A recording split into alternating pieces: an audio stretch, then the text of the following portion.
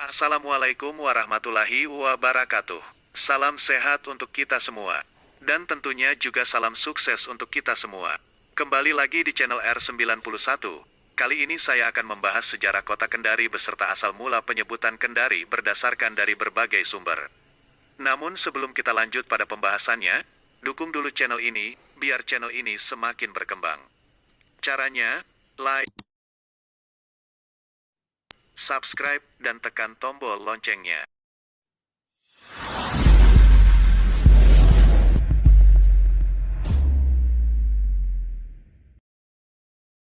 Baiklah sahabat, kota Kendari yang dijuluki sebagai kota Lulo di masa kini, rupanya memiliki perjalanan sejarah yang cukup menarik. Pasalnya, mulai dari penyebutannya dari Kandai, kemudian berubah menjadi Kandari, hingga berubah lagi menjadi Kendari yang saat ini menjadi ibu kota Provinsi Sulawesi Tenggara turut berperan serta pula warga bangsa Eropa. Sebut saja Portugis. Cerita asal mula Kendari memang tidak lepas dari bangsa Portugis. Di mana dalam sejarah tepatnya abad ke-16, Teluk Kendari merupakan jalur persinggahan perdagangan laut bangsa Eropa. Maka tak heran pada zaman itu, beberapa dari orang Portugis yang hendak berlayar ke Kepulauan Maluku untuk mencari rempah-rempah, menyinggahi Teluk Kendari. Di mana pada masa itu, mereka melihat penduduk warga Kendari yang sedang menokong perahunya di Teluk Kendari.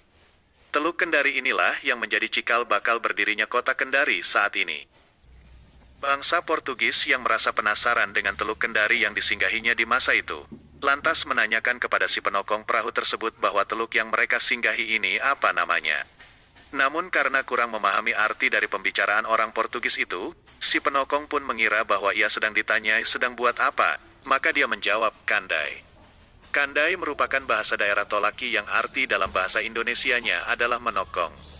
Atas dasar itulah, orang Portugis pun mencatat bahwa di daerah teluk ini namanya Kandai. Namun di sisi lain menurut sejarah, setelah abad ke-16 tepatnya tahun 1828, Teluk Kendari juga pernah disebut sebagai Vosmaers Baai atau Teluk Vosmaer berdasarkan surat keputusan Jenderal Van Bos di Batavia pada 16 Februari 1835.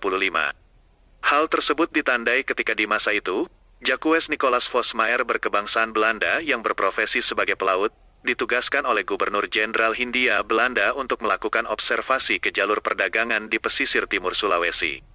Vosmaer tiba di Teluk Kendari untuk pertama kalinya pada abad ke-19 tepatnya tanggal 9 Mei tahun 1831 sekaligus membuat peta Teluk Kendari yang kini dikenal sebagai peta pertama Teluk Kendari. Maka tak heran, tanggal 9 Mei menjadi hari jadi kota Kendari yang selalu dirayakan hingga saat ini. Vosmaer yang tertarik dengan keindahan Teluk Kendari, akhirnya berniat mendirikan kantor dagang. Namun tak semudah itu, ia pun kemudian meminta izin dari Tebau sebagai penguasa wilayah timur kerajaan Konawe pada tahun 1932. Keinginannya untuk mendirikan kantor dagang akhirnya diizinkan oleh Tebau dengan perjanjian Vosmaer harus membuat istana Tebau di sekitar daerah Teluk Kendari di mana sebelumnya istana Tebau tersebut berada di Lepo-Lepo.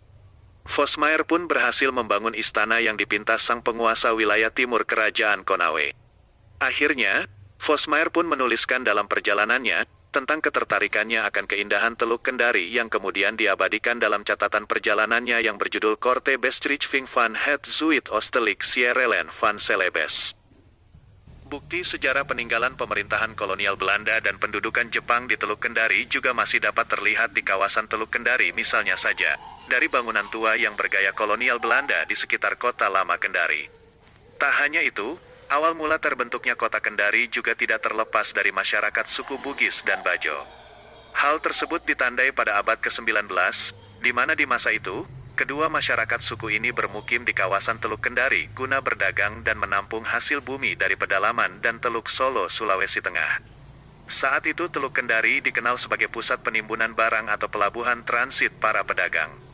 Tahun demi tahun berganti, Kendari beberapa kali mengalami status perubahan mulai dari ibu kota kecamatan kemudian berubah menjadi ibu kota kabupaten daerah tingkat 2.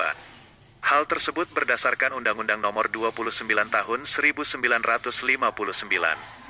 Kendari barulah menjadi ibu kota Provinsi Sulawesi Tenggara pada saat dikeluarkan Perpu Nomor 2 Tahun 1964 Jo Undang-Undang Nomor 13 Tahun 1964. Saat itu wilayah Kendari masih terdiri dari dua kecamatan yakni Kecamatan Kendari dan Kecamatan Mandonga. Perubahan status kembali terjadi, di mana Kendari menjadi kota administrasi yang wilayahnya bertambah menjadi tiga kecamatan yaitu Kecamatan Kendari, Kecamatan Mandonga, dan Kecamatan Poasia. Hal tersebut berdasarkan Peraturan Pemerintah Nomor 19 Tahun 1978. Pada saat itu, Kendari memiliki 24 desa. Dengan demikian, Kendari terus berkembang sehingga Kendari ditetapkan sebagai kota madya daerah tingkat 2 berdasarkan Undang-Undang Nomor 6 Tahun 1995.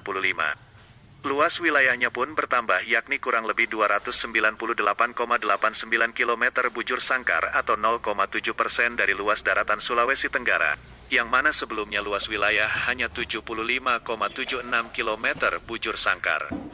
Itulah sejarah singkat Kendari beserta penyebutan Kendari yang dulunya adalah Kandai. Terima kasih telah singgah di channel R91.